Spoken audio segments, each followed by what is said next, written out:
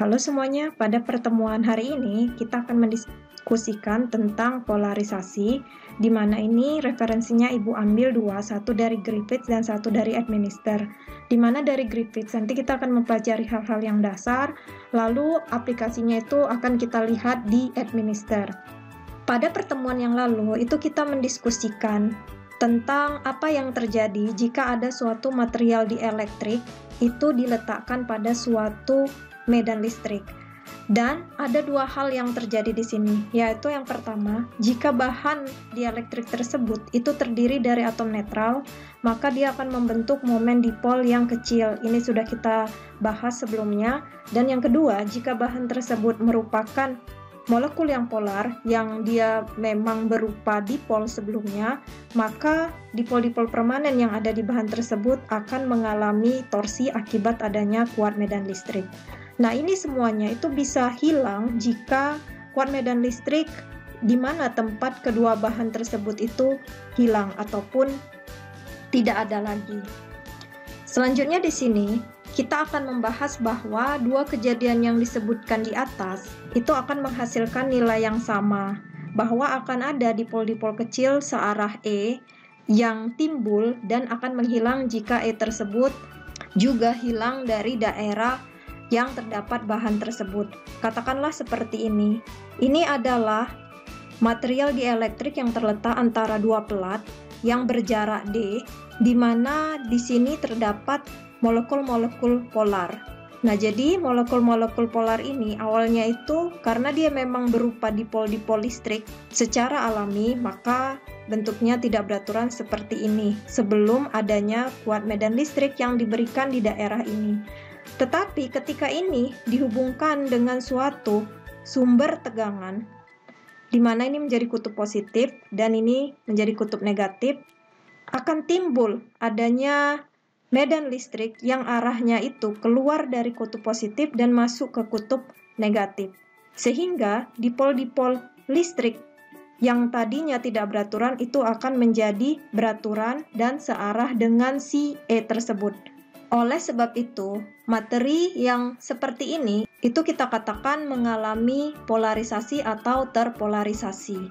Untuk bahan yang dia berada pada volume tertentu, itu kita mendefinisikan juga bahwa kita harus mempertimbangkan dia berapa banyak unit volume dari bahan tersebut. Sehingga di sini kita bisa mendefinisikan adanya yang disebut sebagai vektor polarisasi atau disimbolkan dengan P besar.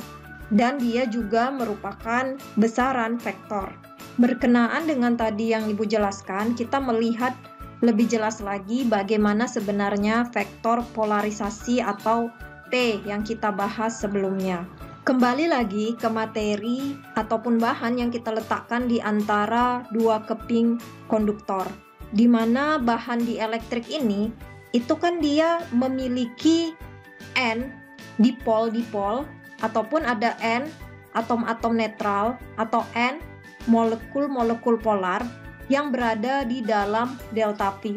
Kalau misalkan ada kuat medan listrik luar yang kita timbulkan akibat adanya pemberian sumber tegangan, atom-atom netral yang sebanyak N tadi atau molekul-molekul yang sebanyak N tadi itu akan membentuk momen dipol atau P kecil, yang dimana dia ini arahnya searah dengan kuat medan listrik tersebut. Sehingga yang didefinisikan sebagai vektor polarisasi itu adalah momen dipol keseluruhan atau total dari momen dipol per unit volume atau delta V-nya. Inilah dia rumusan untuk vektor polarisasi. Jadi vektor polarisasi ingat itu adalah momen dipol per unit volume. Momen dipol ini keseluruhannya. Jadi kalau ada N molekul polar ataupun ada N atom, maka itu harus dikali dia keseluruhannya. Berkenaan dengan hal tersebut, maka kita itu bisa mengambil hubungan antara vektor polarisasi atau P besar dengan kuat medan listrik atau E. Dimana kalau yang momen dipol yang lalu kita pelajari bahwa hubungannya dengan si E ini diberikan oleh alfa dikali dengan E. Dan alfa ini adalah atomic polarizabilitas. Kalau untuk polarisasi sendiri atau P besar, itu hubungannya diberikan oleh P besar atau vektor polarisasi sama dengan permitivitas ruang hampa dikali dengan Chi E dikali dengan kuat medan listrik. Di mana ini bukan X ya, ini kita baca Chi, dia huruf Yunani. Merupakan konstanta proporsionalitas yang kita sebut sebagai susceptibilitas listrik atau electric susceptibility, yang nilai dari Chi E ini tadi itu bergantung pada struktur mikroskopik bahan dan kondisi eksternal yang terjadi pada saat terjadinya polarisasi seperti suhu dan lain sebagainya, di mana rumusan ini berlaku jika bahan dielektrik tersebut yang kita pergunakan itu bersifat isotropis dan linier. Maksudnya adalah bahan tersebut memiliki nilai sifat yang sama pada segala arah. Artinya dia, kalau misalnya bahan dielektrik yang kita pakai itu adalah mika, maka itu adalah mika yang uniform, sehingga kita bisa mempergunakan rumusan ini untuk menghubungkan vektor polarisasi dengan kuat medan listriknya.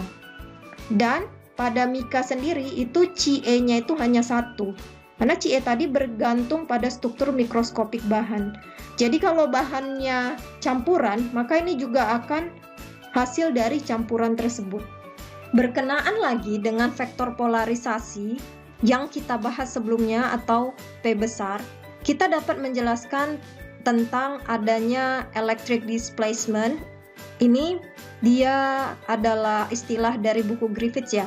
Kalau istilah dari buku Administer itu adalah electric flux density, tapi bahasa Indonesianya itu karena kita pakai dari buku Administer yang lalu kita pelajari adalah rapat flux listrik.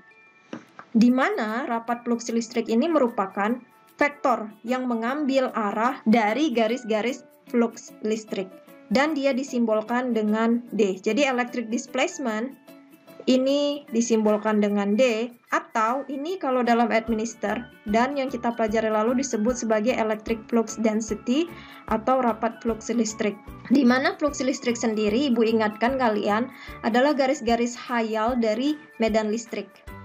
Hubungan antara vektor polarisasi P dengan si D ini itu diberikan oleh persamaan ini. Kalau misalnya kita gambarkan flux listrik yang kemarin, ini kan dia ada garis-garis khayal listrik di mana keluar dari muatan positif menuju ke muatan yang negatif. Sehingga D di sini itu dia adalah vektor yang searah dengan flux listrik ini. Tapi D ini kita pertimbangkan kapan? Ketika bahan yang berada di sekitaran medan listrik ini itu adalah bahan dielektrik. Kalau yang lalu kita tuh nggak ada membahas ya flux listriknya itu bahannya itu apa, kita hanya menganggap ini ruang hampa. Nah sekarang kalau misalnya ini kita menganggap adalah bahan dielektrik, maka kita harus memperhitungkan nilai dari vektor D. Di mana vektor D itu besarnya adalah epsilon 0 dikali dengan kuat medan listrik karena dia mengambil arah dari flux listrik. Artinya dia itu searah dengan kuat medan listrik yang ditimbulkan. Ditambah dengan vektor polarisasi. Dan ini terjadi kalau memang adanya polarisasi pada daerah tersebut. Berkenaan dengan vektor D tadi yang merupakan rapat flux listrik, maka di sini kita bisa menganalisis hukum Gauss karena kebetulan hukum Gauss itu berhubungan dengan flux listrik, di mana vektor D ini kan tadi kita dapatkan atas adanya keberadaan dari si dielektrik. Oleh sebab itu, keberadaan dielektrik itu kita mendefinisikan hukum Gauss-nya itu dengan pendefinisian ataupun persamaan matematis yang mempergunakan D. Di mana di sini Ibu ingatkan kembali bahwa hukum Gauss yang sudah kita pelajari sebelumnya itu adalah jumlah total flux medan listrik yang melewati suatu permukaan yang tertutup itu akan sama dengan jumlah muatan total yang dilingkupi permukaan tersebut. Dan yang lalu karena kita tidak membahas adanya bahan dielektrik di sekitar muatan tersebut, atau kita tidak bilang bahwa muatan tersebut berada pada bahan dielektrik, maka kita bagi dengan epsilon 0. Nah, sekarang kan kita ingin melihat ya, di bahan dielektrik. Ini kalau misalnya Ibu gambarkan lagi, artinya seperti ini, kita ada suatu permukaan yang tertutup, di dalamnya itu ada muatan, maka jumlah muatan total yang dilingkupi permukaan ini itu sama dengan flux medan listrik yang melewati permukaan tersebut secara keseluruhan. Kalian boleh buka lagi catatan tentang hukum Gauss kalau misalnya masih bingung. Tapi intinya di sini, kalau yang lalu itu kita nggak bahas, ini ada di antara ataupun di dalam bahan dielektrik. Nah, sekarang kita bahas dia itu berada pada bahan dielektrik. Di mana di sini? Kalau hukum Gauss yang sebelumnya itu kita tuliskan seperti ini. Integral tertutup dari E ds sama dengan Q enclosed ataupun total muatan yang dilingkupi permukaan dibagi dengan epsilon 0. Kalau dalam bentuk diferensialnya adalah divergensi dari E sama dengan rho V, di mana rho V ini adalah total muatan pada volume dibagi dengan epsilon 0. Nah, dengan adanya keberadaan si D, di mana D ini tuh ada hubungannya dengan kuat medan listrik, yaitu epsilon 0 dikali E ditambah dengan P. Sekarang hukum Gauss kita ini sudah menjadi bentuknya seperti ini. Dia mirip dengan bentuk yang ada di hukum Gauss terhadap medan listrik. Dimana kalau yang persamaan kedua ini itu bentuknya seperti persamaan yang ketiga ini, yaitu divergensi dari D sama dengan rho F. Rho F itu adalah free charge atau muatan-muatan bebas yang juga mengindikasikan total muatan yang dilingkupi oleh suatu permukaan. Atau kalau dalam bentuk integralnya itu juga sama ya, bahwa integral tertutup D terhadap dA, di mana dA ini adalah luasan permukaan atau sama dengan ds sama dengan Q enclosed ataupun total muatan yang dilingkupi permukaan tersebut. Bedanya apa? Bedanya di sini itu kita karena adanya dielektrik maka bukan epsilon 0 yang kita pertimbangkan. Itu dia bedanya. Sehingga dari sini kita bisa mendapati hubungan bahwa E0 sebenarnya ya sama dengan 1 per epsilon 0 kali D0, atau E itu adalah 1 per permitivitas dari rapat flux listrik. Dan dari sini, dari persamaan ini itu kita bisa mendapati hal ini, bahwa kalau integral tertutup dA itu kan sama dengan A ya. Jadi integral tertutup dA itu kan sama dengan A keseluruhan. Sehingga di sini kita bisa bilang dA sama dengan Q atau D sama dengan Q per A. Atau Q per A ini sama dengan rho S ataupun rapat muatan permukaan. Berdasarkan hal-hal yang sudah kita bahas di atas, bahwa hubungan D dengan kuat medan listrik itu adalah epsilon 0 kali dengan E ditambah dengan vektor polarisasi, dan vektor polarisasi tersebut hubungannya dengan si kuat medan listrik itu adalah epsilon 0 dikali Ce dikali dengan kuat medan listrik. Maka kita bisa menggabungkan kedua persamaan ini itu membentuk hubungan bahwa kerapatan flux listrik itu sama dengan epsilon 0 dikali E ditambah P, ini yang tadi, itu sama dengan epsilon 0 dikali E ditambah, ini adalah si P, epsilon 0 Ce kali E. Nah ini kan dia sama-sama epsilon 0 ya, bisa dikeluarin dan ini membentuk suku tersendiri. Di mana di sini D itu proporsional dengan E seperti yang sudah kita bahas pada hukum Gauss. Dengan D itu sama dengan epsilon dikali dengan E.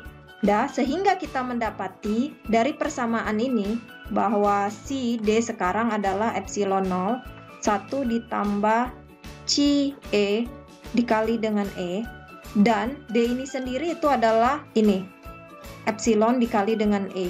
Oke, berarti di sini yang ini semua itu adalah si epsilon. Atau dengan kata lain seperti ini. Berarti epsilon adalah yang ini semua, epsilon 0 kali 1 ditambah Ce. Sedangkan Ce ini sendiri kita definisikan itu dia sebagai epsilon R. Di mana epsilon R ini berarti adalah epsilon dibagi dengan epsilon 0.